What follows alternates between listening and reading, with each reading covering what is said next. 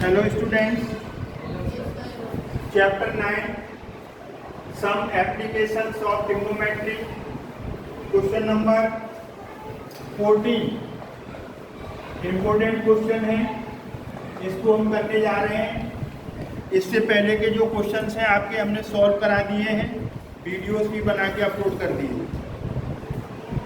अब 1.2 metre tall girl, ये जो गर्ल है इसकी जो हाइट है 1.2 मीटर है। अब 1.2 metre tall girl sports to balloon moving, ये बैलून है, इस बैलून को उसने पकड़ रखा है यहाँ पर ये बैलून की सिचुएशन ये है, ये बैलून की हाइट हो जाएगी। आगे वो कहते हैं moving with the wind in a horizontal line at a height 88.2 metre, इसकी जो हाइट है वो 88.2 मीटर, ये पूरी यहाँ से यहाँ तक की जो हाइट है 88.2 मीटर है। फ्रॉम द ग्राउंड से, ये पूरा ग्राउंड है और ये लड़की या गर्ल की हाइट है, ये किसकी हाइट है? गर्ल की।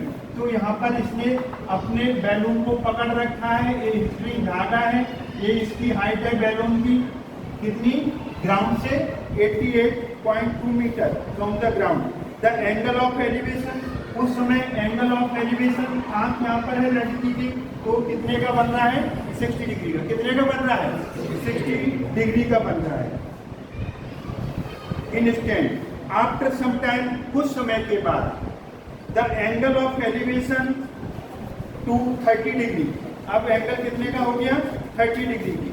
Find the distance travel by the balloon during the interval. अब वो लड़की थोड़ी आगे बढ़ती है, तो इस सिचुएशन में यहाँ पर आती है, तो बैलून, अब बैलून यहाँ पर पहुँच गया आगे, ये यहाँ पर बैलून पहुँच गया। अब ये जो एंगल बन रहा है वो 30 डिग्री का। कितने का बन रहा है? 30 डिग्री का। कितने का? 30 डिग्री। क्यों बन रहा है 30 डिग्री का? क्यों? बैलून आगे चला गया।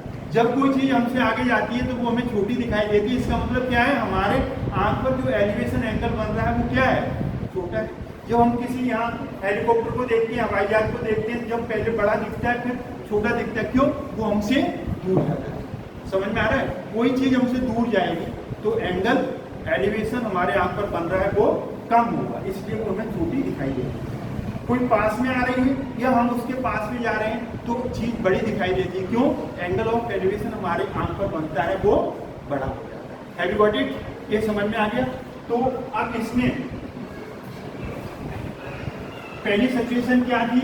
बैलून की x, और अब ये कितना बैलून यहाँ से यहाँ तक चला? y मीटर मान लिया हमने। कितना मान लिया? y। Total x plus y होगा। तो height of the girl 1.2 metre, height of the girl 1.2 metre, 1.2 metre. हम नेमिंग अपनी तरफ से कर सकते हैं, A, B, C, D, E, F और यहाँ पर G। नेमिंग हो गई A, B, C, D, E, F, G। तो यहाँ से देखो सॉल्यूशन में क्या देखोगे?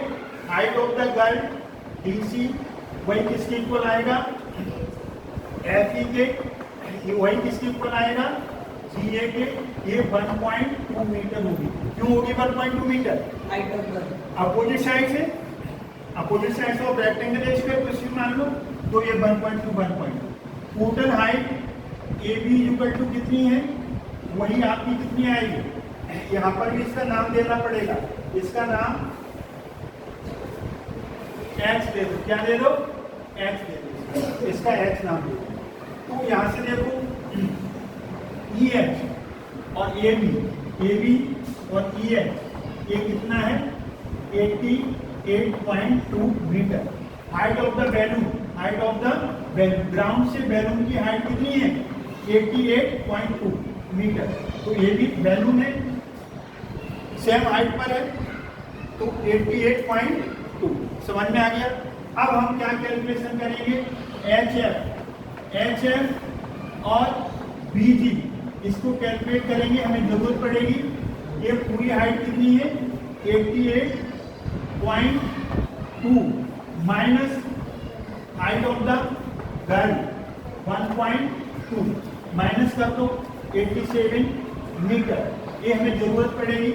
तो यहाँ से HF और यहाँ से VG, ये दोनों के दोनों 87 आ गए।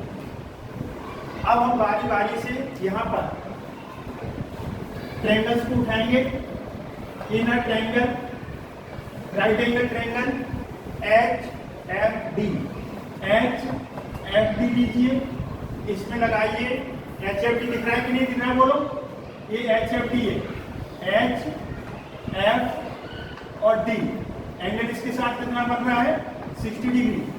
HF कितना है बोलो 87, और इसका बेस कितना है X। हमने अलग से समझने के लिए ले लिया। यहाँ तक क्लियर है आपको सबको? नींद आ रही है? नींद तो नहीं आ रही? नहीं, हम इतना अच्छा पढ़ा रहे हो कि आपको नींद आ जाए। नींद तो नहीं आ रही है? अच्छी बात है।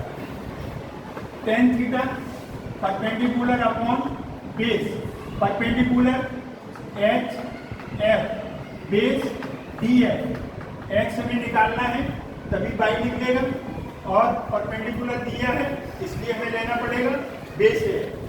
Listen to me carefully all of you, all of you.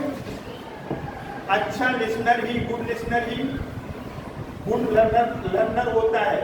जब अच्छी तरीके से सीखोगे तो अच्छी तरीके से लिखोगे। Theta will be, theta is here 60 degree elevation, तो tan 60 degree perpendicular HF height of the balloon, कहाँ से? उसकी आंख के लेवल से, तो कितना है 87, और DF X है। tan 60 कितना होता है √3, 87 अपॉन X, तो यहाँ पर क्रॉस मल्टीप्लाई करो तो ये आ जाएगा √3x 87, x कितना आ गया 87 अपॉन √3। यहाँ तक बात समझ में आ गई? बोलो। इसको सिंप्लीफाई कर सकते हैं, कैसे कर सकते हैं बोलो? जरूरत पड़ेगी तो हम इतना भी यूज कर सकते हैं, अदरवाइज इसे रेशनलाइजिंग द डिनोमिनेटर, डिनोमिनेटर कितना है बोलो √3, तो √3 आ रहा है ना समझ में? √3 से मल्टीप्लाई कर देंगे, रेशनलाइजिंग द डिनोमिनेटर। तो अब ये यहाँ से क्या बनेगा x इक्वल टू 87 √3 का √3 से मल्टीप्लाई 3 से इसे काटो जल्दी से, बोलो कितना आएगा 29 तो 29 √3 मीटर।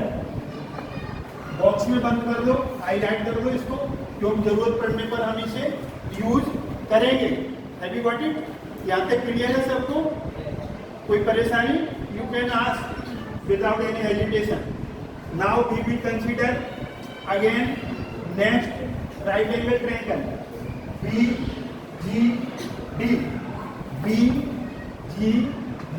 ये हम बार बार छोटे ट्रायंगल यहाँ पर भी बनाया, यहाँ पर भी बनाया, जो इससे आपकी सिचुएशन सब क्लियर हो जाएगी, कोई प्रॉब्लम नहीं आएगी। देखिए यहाँ पर अब एंगल इसके लिए कितना है 30 डिग्री, एंगल कम हो गया था, क्यों? वैल्यू आगे चला है, और ये कांस्टेंट 87, और ये टोटल डीजी कितनी बनी x प्लस 1 C से A तक की जो डिस्टेंस है वही D से G तक की होगी, तो ये x और y x प्लस 1, तो इसमें वही इंप्लीमेंट करिए, अप्लाई करिए tan थीटा, तो थीटा कितना है 30 डिग्री, परपेंडिकुलर कौन है यहाँ पर BG, और बेस कौन है यहाँ पर DG, तो यहाँ पर tan 30 कितना होता है 1/√3, और BG इज गिवन 87 और DG is x plus 5। Have you got it? यहाँ तक समझ में आ गया सबको? Is it clear? कोई प्रॉब्लम तो नहीं है? नहीं, वेरी गुड।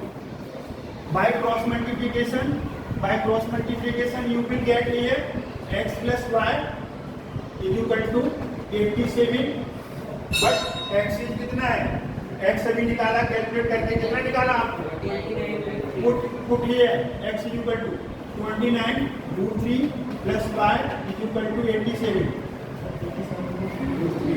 देखो यहाँ पर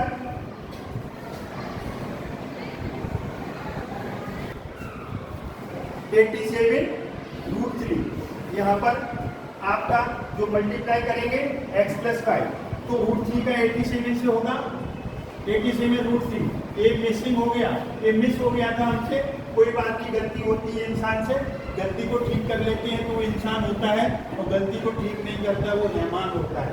तो यहाँ पर हमने x की वैल्यू 29√3 लिख दी, y = 87√3, ट्रांसफर करिए, ट्रांसफर करोगे तो निगेटिव हो जाएगा 29√3। आपको क्या सब्ट्रैक्शन आता है आप लोगों को? जी सर। पक्का आता है कि कच्चा वाला? पक्का वाला आता है। तो पक्के वाले में बताओ 87√3 में से -29√3 58√3 58 58 जी सर। पक्का 58 मीटर। तो 58 मीटर क्या है? 58। और देखो बार बार √3 बड़ा परेशान करता है, √3 बार बार स्किप हो रहा है, आपसे न छूट जाए। आप तो मजबूत हो, यंग हो, आपके हाथ से √3 नहीं निकलना चाहिए। तो 58√3 क्या है? 58√3 ई से लेकर के ए तक डिस्टेंस है, मतलब एच से लेकर के जी तक है। तो पहले वैल्यू एच पर था और बी पर पहुंचा, तो ये जो डिस्टेंस ट्रेवल्ड, डिस्टेंस कवर्ड, तो इसमें पूछा गया है, देखिए question,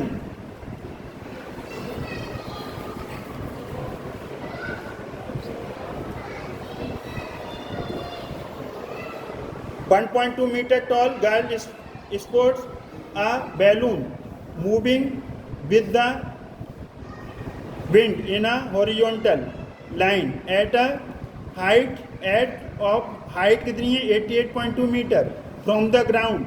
The angle of elevation the balloon from the eyes of the girl कितना हो जाता है? वो 60 डिग्री बन रहा है एलिवेशन। आफ्टर सम टाइम वही एंगल कितने का बन रहा है? 30 डिग्री। बैलून उसके आगे चला जाता है। Find the distance travelled by the balloon during the interval. तो अब यहाँ पर हमें क्या निकालना है? Distance.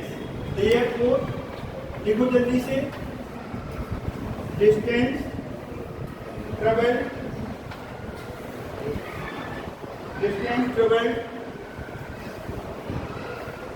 Bye the girl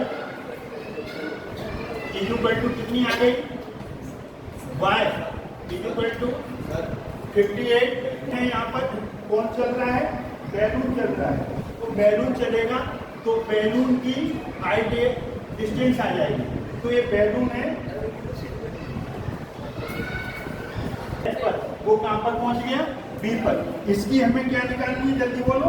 distance. तो ये डिस्टेंस कितनी चली उसने? 58.3 मीटर। ये आपका फाइनल एंड करेक्ट आंसर है। तो देखिए आपको ये पूरा सॉल्यूशन हमने निकाला। इसका फिगर मोस्ट इंपोर्टेंट है।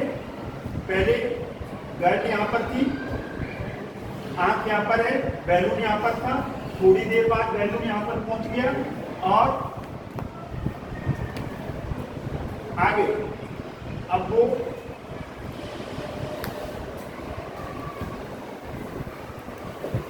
Girl 1.2 meter tall girl sports a balloon moving with the wind in a horizontal line at a height of 88 meter from the ground. The angle of elevation of the balloon from the eyes of the girl at any stand is 60 degree. After some time the angle of elevation to 30 degree. Find the distance traveled by the balloon. तो girl तो यहीं पर रही, girl आगे नहीं गई, लेकिन balloon आगे चला गया। मतलब इसकी जो स्प्रिंग है, धागा है, उसकी लंबाई बढ़ गई। गर्ल आगे नहीं चली, गर्ल वहीं पर है। तो पहले उसकी आंख पर 60 डिग्री का एंगल बन रहा था, अब 30। तो उसने कितनी डिस्टेंस बैलून से चली? पहले बैलून कहाँ था? एच ई कंडीशन था, अब बी ए, तो बी ए पर, तो वाई चली। समझ में आया? तो आई होप ये आपको अच्छे तरीके से समझ में आया होगा। मोस्ट इंपोर्टेंट क्वेश्चन है, थोड़ा डिफिकल्ट है, लेकिन बार बार इसकी फिगर बनाओगे विदाउट एनी चीटिंग तो अपने दिमाग से तो ये समझ में आ जाएगा। नेमिंग इसकी ज़रूरी है, फिर आप इसे 3 बार प्रैक्टिस करोगे तो ये पक्का हो जाएगा। और अगर आपको क्वेश्चन समझ में आया है वीडियो समझ में आया है तो लाइक करें, शेयर करें और सब्सक्राइब करना ना भूलें। Thanks God. अब मिलेंगे नेक्स्ट वीडियो।